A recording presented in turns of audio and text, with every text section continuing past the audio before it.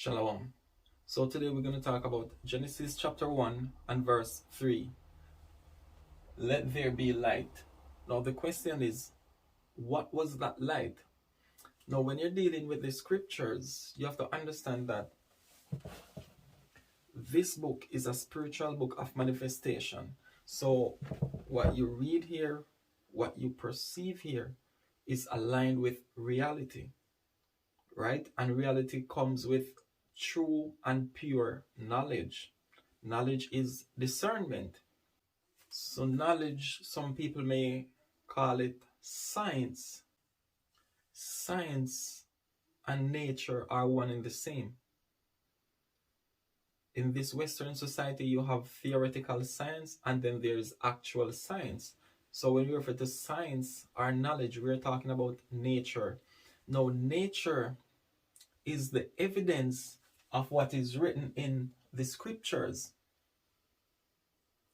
Nature does not go contrary to what the Most High wrote or inspired men to write in this book. If you believe in God, whatever your definition of God is, you first have to come to that consciousness of what your concept of God is. God is the same as reality. So your concept of reality, your concept of this book, your concept of knowledge, your concept of discernment, they're all one and the same. You have a supreme reality, you have an internal reality. Your internal reality matches with the supreme reality, but in between there are perceptions. You have sense perceptions. We perceive the outside world through what? 5 senses of operations: seeing, hearing, tasting, smelling, and touching. This is how the mind communicates with the outside world, but the mind does not discern. For example,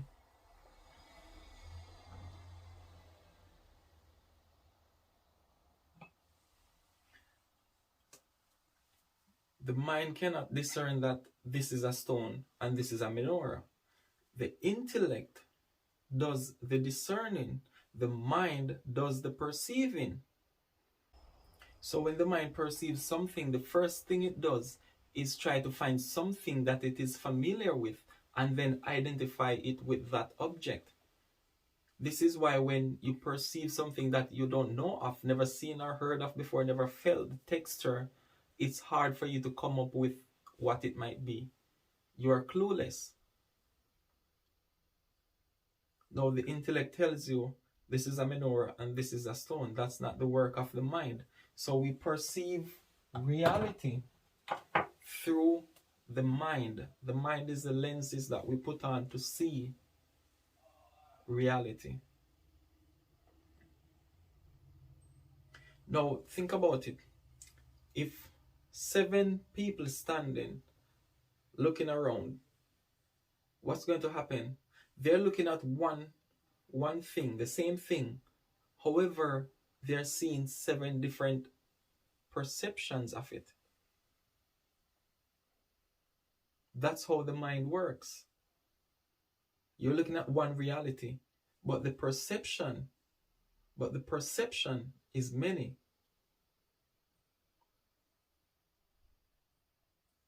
And this is why the scriptures are here to do what? To point us to the kingdom of heaven. Not the kingdom of heaven that this world teaches to go outside, but to come inside. So you're going beyond the layers of the ego, beyond your thinking, your feeling, your perceiving, your emotions. It's bringing you back to the source of your reality.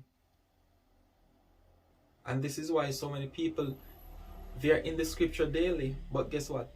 Their consciousness is far from the Most High. Their consciousness of reality is not aligned with the supreme reality. Their concept of God is not aligned with God. How can this be? A lot of people like to say how the Bible was used as a tool to brainwash us and to deceive us and to do all these things. But think about it. Christianity, Hebrewism, and people that don't believe in any aspect of the Bible, how is it that they share the same perception of reality or similar perceptions of reality? Then that means it has nothing to do with the Bible. It has nothing to do with religion. It has nothing to do with faith. It has to do with what? This modern Western culture that has been imposed on us. We were born into it. So this culture is the matrix that we were born into. So we think the same thoughts, even if you believe in the Bible or another person does not believe in the Bible. Why is that? It's because we inherited that when we were born into this culture.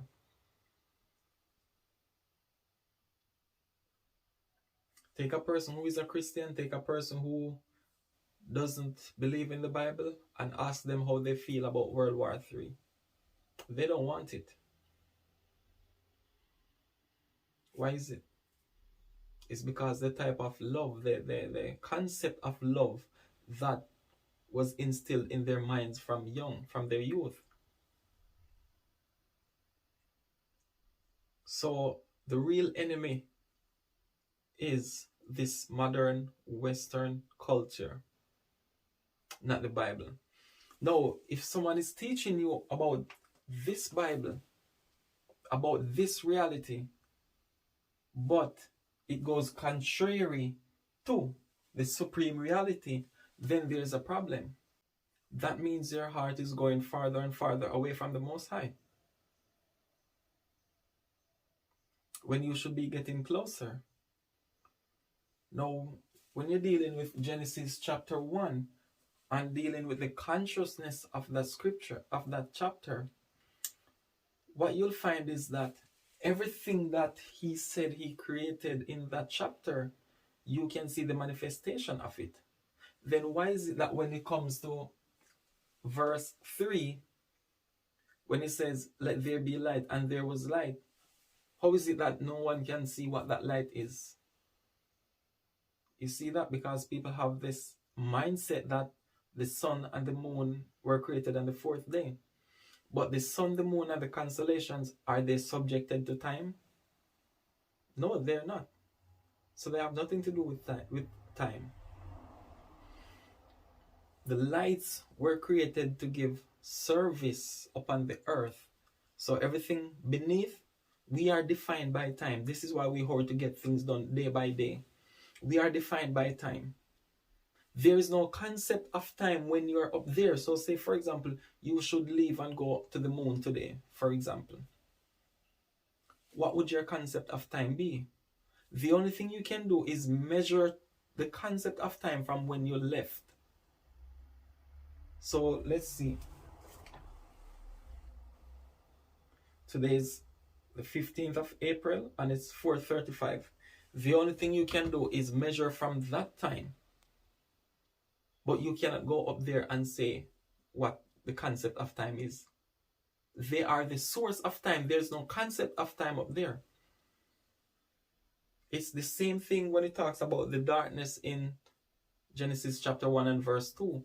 There is no concept of time because darkness that was mentioned there has nothing to do with neither day nor night. So there's no concept of time. It's just like if you go into a cave, the darkness that is inside of a cave has nothing to do with day or night. There is no concept of time. Time is just a concept of the human mind. You go to work on Monday, guess what? It seems as if 8 hours already passed, and when you check the time, it's just 11 o'clock. It's only 2 hours because you started at 9. Why is that? It's a state of mind. But what happens when you're happy? Why do your weekends go by so fast? Because you're happy. And when there's happiness, There is no concept of time. It seems to fly by so fast. It is beyond time.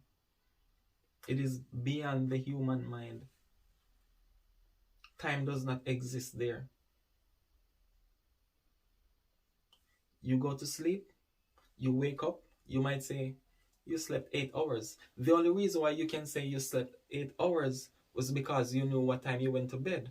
But when you fall asleep during the day, it's hard for you to tell. You woke up, you thought you took a 5-minute, 10-minute nap. 3 hours passed. It's a concept of the human mind. Now back to this. So on day one, he mentioned about the light. He divided the light from the darkness. He named the light, he named the darkness. Day two, he made mention of the firmament. He divided the water from the waters. He named the firmament. Day three, the waters gathered together unto one place. The dry land appeared. The grass, the herbs, and the fruit tree, they grew, right? Day four, he mentioned about lights. Divide day from night. The signs, the seasons, the days, the years. Give light upon the earth. He made two great lights. Brighter light rule the day, lesser light rule the night. He made the stars also. Day 5, moving creature that hath life was created, fowl that may fly above, the winged fowl as well, and he created great whales. Now, everything that is mentioned here, you can see the manifestation of them. You see trees today, right? You see fruit trees yielding fruits. You see the herbs. You see the grass. You see the dry land. You see the seas. You see the fowls flying above. You see every wing fall, right? Why is it that no one can see what this light is? Everything here is manifested to us that we can see. It's no secret. But why is this light in verse 3 a secret that no one knows what it is? The good thing about the Hebrew, or the good thing about the Most High, is he tells what the substance is by what it is made of. For example, if I say 2 atoms of hydrogen and 1 atom of oxygen, H2O, as you all know it, everyone understands that I'm talking about water, right? Because what it is made of tells actually what it is. Now it's the same thing with the Hebrew. He said, let there be light, and there was light, right? He further said, he divided the light from the darkness. So that's a function. You're seeing an action. He divided the light from the darkness. The question is, what divides light from darkness? In your consciousness, what do you look at in the heavens that divides the light from the darkness? You see, people just want to read these scriptures and not showing the manifestation or what the Most High is declaring in his works. The same light that divides the light from the darkness is the same light that rules the day. Just like, for example, when you're in your room in the night and it's dark, the same switch you turn on to give you light is the same light that's going to divide the light from the darkness. It's not two separate lights.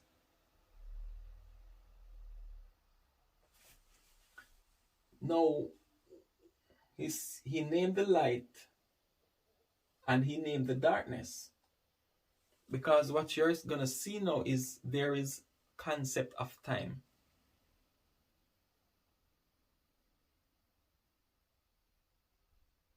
Know that you have a thought, there's a concept of time. So you have the first thought, let there be light, and there was light.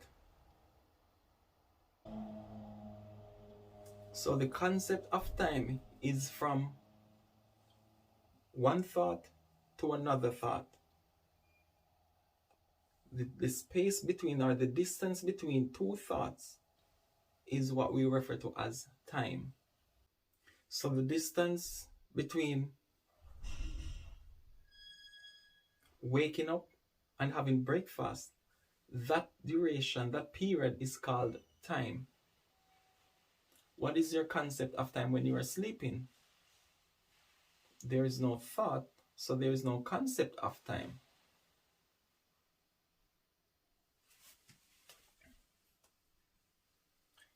Now, as we know, the Bible is a redundant book. It repeats itself. Day one mentioned light, divided light from darkness, and naming the light and naming the darkness. Day 4 mentioned lights, plural, divide day from night. It talks about for signs, seasons, days, years, to give light upon the earth. 2 great lights, brighter rule the day, lesser rule the night. What is the difference between here and here? Remember, here, he named the light. What did he name the light? Day. Day. And he named the darkness night. So when he says over here that he divided day from night, it's the same thing when he said he divided light from dark, because the light was named day and the darkness was named night. So the same light that was mentioned here on day 4, that carries a function to divide day from night, was the same light that was mentioned here that divided the light from the darkness. The same light that he named day. The only light that divides darkness and light, that divides night and day, is the sun. There is no other light you can find, no matter how spiritual you want to go. There's no light that you can find that carries this function, just like the Chinese today are making a sun.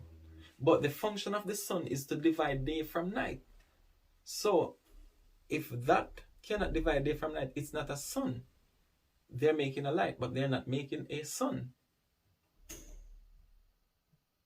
It's not the same. Now the thing is, if your concept of reality is that the sun, the moon, and the stars were created on the 4th day, you know what you're actually saying? What you're actually saying is that there were 3 sunless days and 3 moonless and starless nights. Think about it consciously. Were there 3 sunless days and 3 starless and moonless nights? You have to go back to what your concept of reality is. Nature and the knowledge of the Most High are one and the same. I hope with this video it brings you closer to your consciousness towards reality, so that you can really question your belief. Look within. Search for that kingdom inside. Don't be afraid to question what you've accepted to be true. Your concept of God has to be aligned with should be aligned with your concept of what reality is. There's one supreme reality. And to the amount of people in earth, that is the amount of perceptions there are to reality. This is why a lot of people would say there is no actual reality. There's just perception of reality, because that's what we have. We have perceptions. But there's one supreme truth. And in order for us to come to this truth, we have to do what? Go back layers. Go back until we reach to that internal reality that mirrors the supreme reality. And we verify that with the word of the Most High. Question your belief system. Find the consciousness of yourself. Find the truth of yourself.